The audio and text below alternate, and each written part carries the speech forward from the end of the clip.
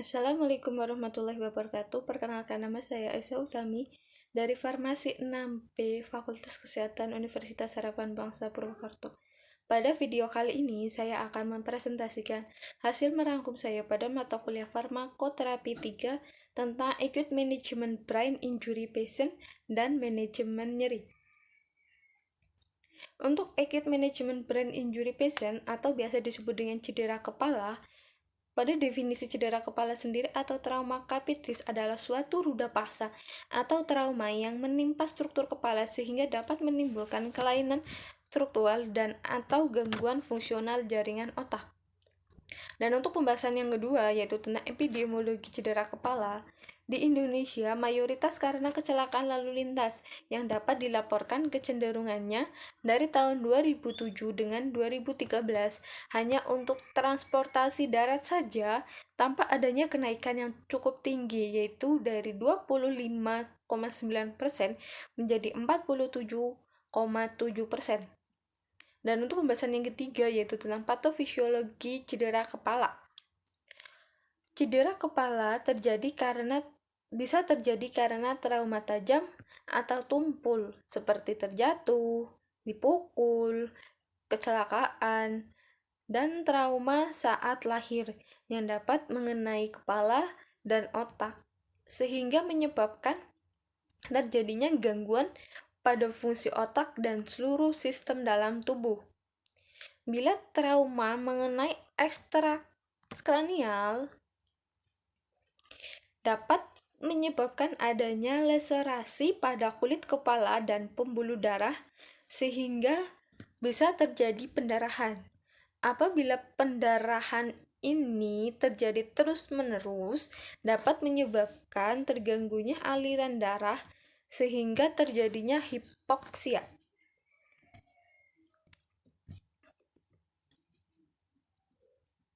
Akibat dari hipoksia ini, otak bisa mengalami edema cerebri dan peningkatan volume darah pada otak, sehingga menyebabkan tekanan intrakranial meningkat. Namun, jika trauma ini mengenai tulang kepala, akan menyebabkan fraktur yang dapat menyebabkan desakan pada otak dan pendarahan pada otak, sehingga kondisi ini dapat menyebabkan cedera intrakranial yang dapat meningkatkan tekanan intrakranial.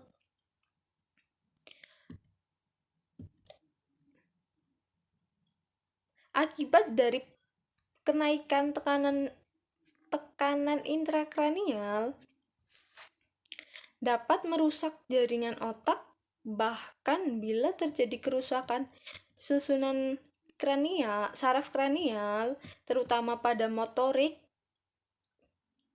dapat menyebabkan gangguan pada mobilitas. Dan untuk tata laksana dan tujuan terapi pada cedera kepala, yang pertama, bisa menggunakan dexamethasone atau kalmethasone sebagai pengobatan antiedema cerebral dengan dosis sesuai dengan ringannya trauma. Untuk yang kedua, yaitu terapi hiperventilasi atau trauma kepala berat yang digunakan untuk mengurangi vasodilatasi. Dan yang ketiga, pemberian analgetik untuk mengurangi rasa nyeri.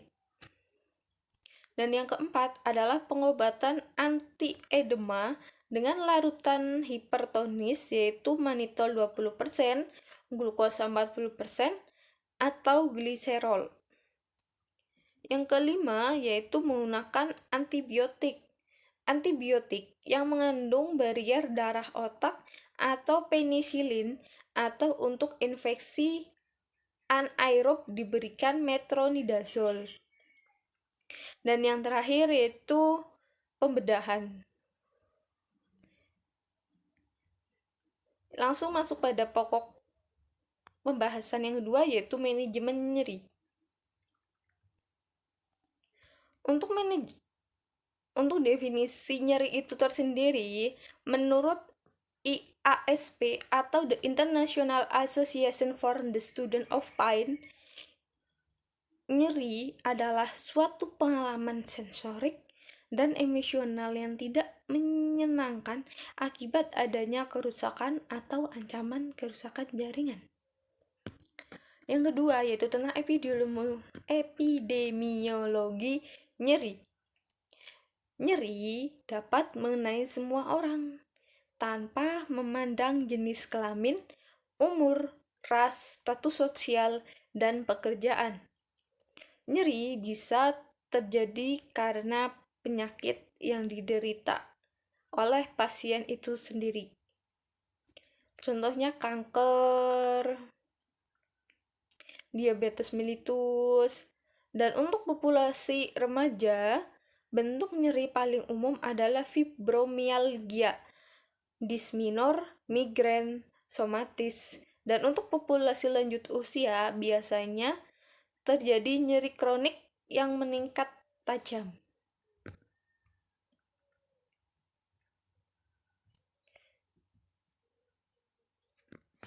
Dan untuk patofisiologi dari nyeri sendiri itu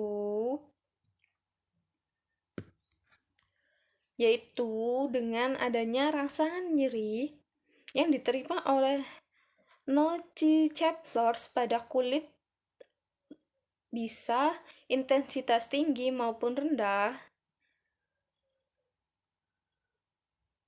seperti perangsangan dan peregangan dan suhu oleh lesi jaringan. Sel yang mengalami nekrotik akan merilis K+ dan protein intraseluler. Peningkatan kadar K+ ekstraseluler akan menyebabkan depolarisasi nociceptor, sedangkan protein dan beberapa keadaan akan menginfiltrasi mikroorganisme sehingga menyebabkan adanya peradangan dan inflamasi. Akibat dari mediator nyeri yang dilepaskan oleh leukotrin, prostaglandin E2, dan histamin yang akan dapat merangsang nociceptor, sehingga rangsangan berbahaya atau tidak berbahaya dapat menyebabkan nyeri atau hiperalgesia atau allodynia. Selain itu, lesi juga dapat mengaktifkan faktor pembekuan darah sehingga bradikinin dan serotonin terstimulasi dan merangsang nociceptor.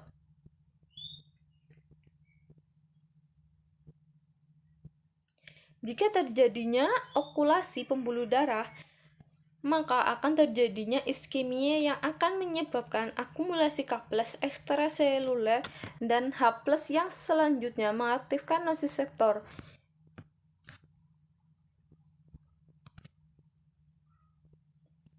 Histamin, bradikinin, prostaglandin E2 ini memiliki efek vasodilatasi yang dapat meningkatkan permeabilitas pembuluh darah. Dan hal ini juga dapat menyebabkan edema lokal, tekanan jaringan meningkat, dan juga terjadinya perangsangan nociceptor. Bila nociceptor terangsang,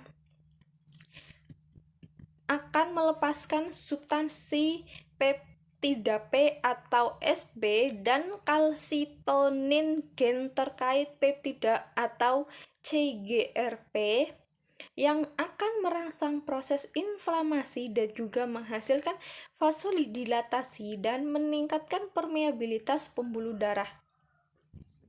Vasokonstriksi oleh serotonin diikuti oleh vasodilatasi. Mungkin juga bertanggung jawab untuk serangan migrain. Dan perangsang nociceptor ini yang menyebabkan nyeri. Dan untuk pembahasan yang terakhir yaitu tentang farmakoterapi dan tata laksana nyeri.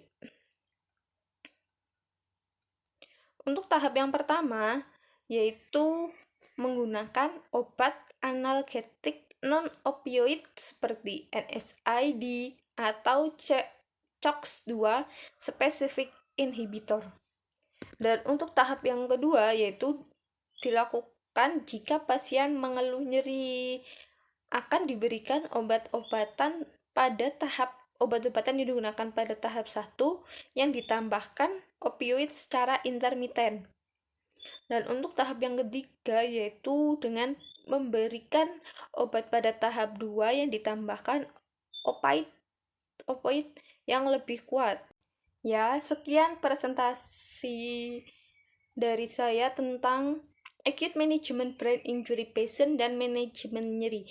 Bila ada salah-salah kata atau pembacaan, saya mohon maaf. Wabillahi taufiq wal hidayah. Wassalamualaikum warahmatullahi wabarakatuh.